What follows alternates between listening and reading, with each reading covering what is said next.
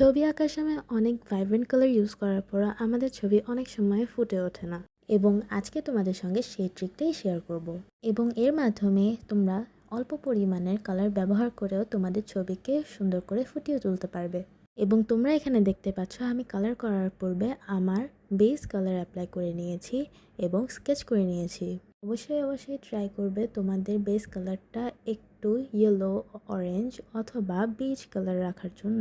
Medium yellow to orange colour আমাদের base কালারকে সুন্দর করে ফুটিয়ে তুলতে সাহায্য করে, যার কারণে তোমাদের অতিরিক্ত কালারও ইউজ করতে হচ্ছে না।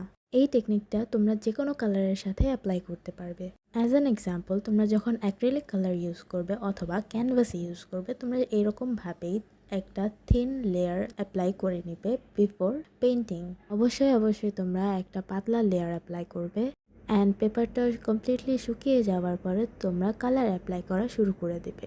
এর সাহায্যে তোমাদের কালারের পরিমাণটাও কম ইউজ করতে হবে। আমি যেহেতু ক্যানভাস পেপারের ওপর কাজ করছি, সেক্ষেত্রে আমার একটু কালার বেশি অ্যাপ্লাই করতে হচ্ছে। তবে তোমরা অবশ্যই চেষ্টা করবে ওয়াটার কালার প্যাড অথবা পেপারের ওপর ইউজ করতে। এভাবে তোমাদের গুয়াশ কালারটাও খুবই কম অ্যাপ্লাই করতে হবে।